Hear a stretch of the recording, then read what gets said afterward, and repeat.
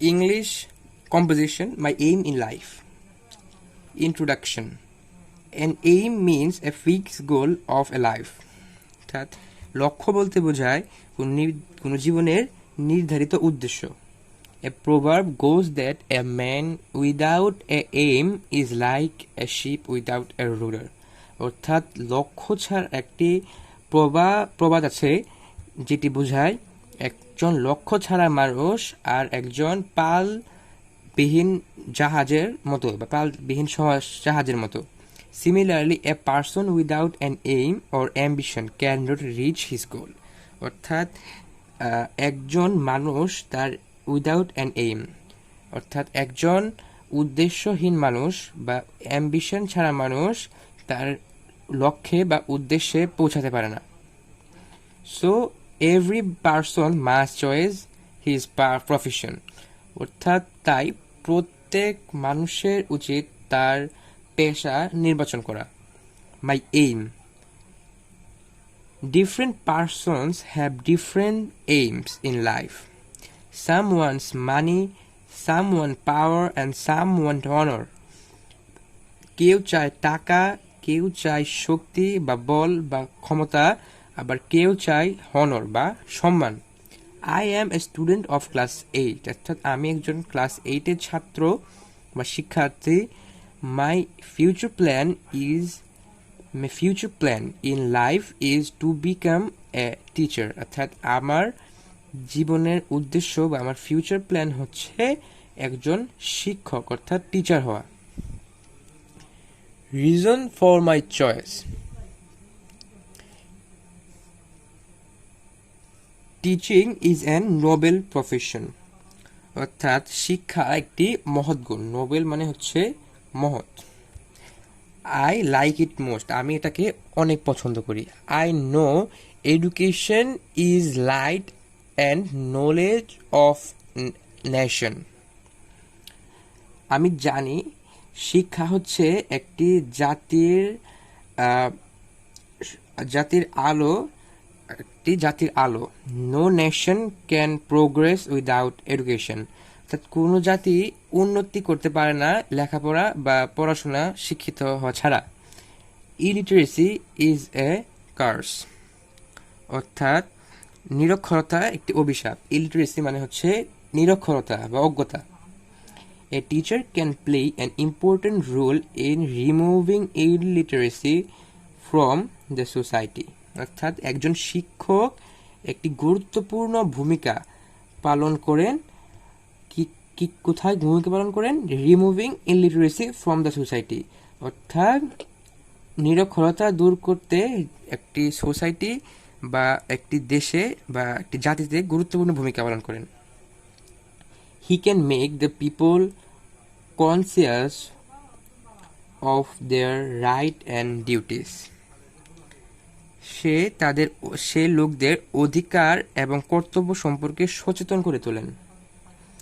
Being an ideal teacher, I shall go back to my village and spread the light of real education among the people.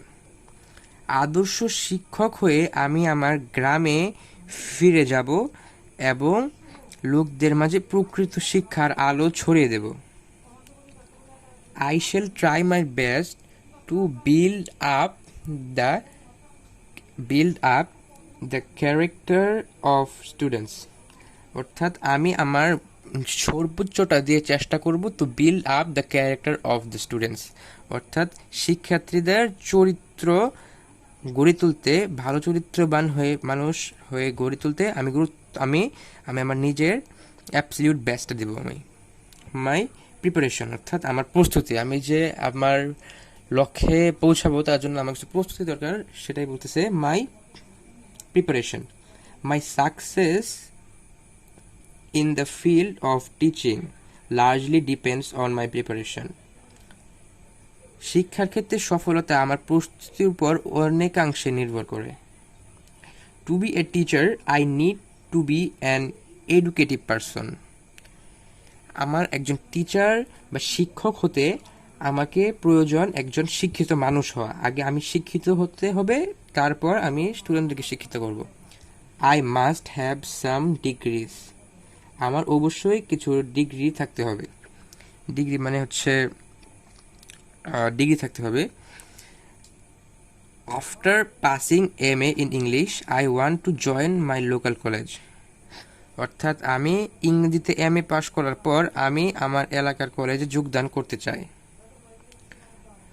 I shall also take necessary training on teaching, অর্থাৎ আমি অবশ্যই নিব necessary training on teaching, অর্থাৎ প্রয়োজনীয় প্রশিক্ষণ একজন শিক্ষক হওয়ার ক্ষেত্রে বা একজন শিক্ষাদানের জন্য প্রশিক্ষণ আমি নেব।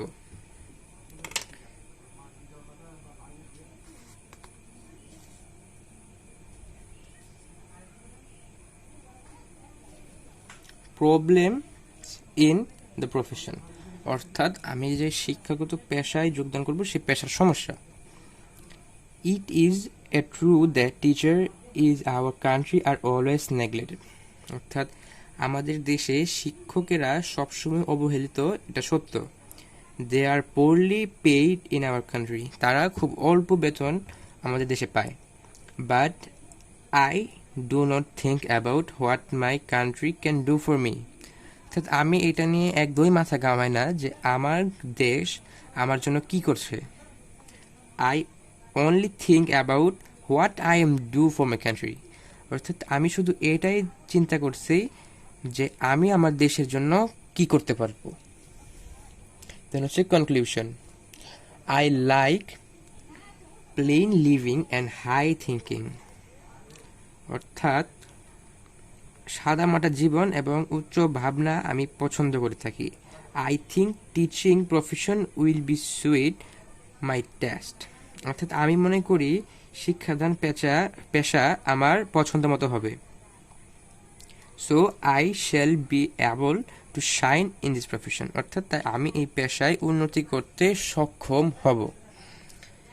এবং আমাদের এই আমরা যে এই কম্পোজিশনটা পড়লাম, এই কম্পোজিশনের নিচে কিন্তু বাংলা অনুবাদটা দেওয়া আছে। আমরা যেটা পড়ছি এতক্ষণ কম্পোজিশনটা মাই এইম ইন লাইফ, এবং নিচে এবং এইখানে কিন্তু এটার বাংলা অর্থটা দেওয়া আছে। কেউ যদি কোনোটা বা কোনো ওয়ার্ড বা কোনো সেন্টেন্স বুঝতে অসুবিধা হয় আমি বলে দিছি, তারপরেও যদি কারো বুঝতে অসুবিধা হয় এখান থেকে দেখে নেবেন।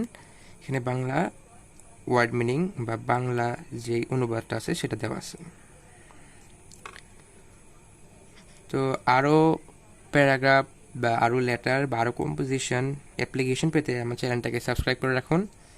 আজকের কম্পোজিশনটা ছিল মাই এইম ইন লাইফ, এবং ভবিষ্যতে আরও এসব কম্পোজিশন বা লেটার বা প্যারাগ্রাফ বা অ্যাপ্লিকেশন আমি আমার চ্যানেলে আপলোড করব। তো আজকে এই পর্যন্তই, ধন্যবাদ।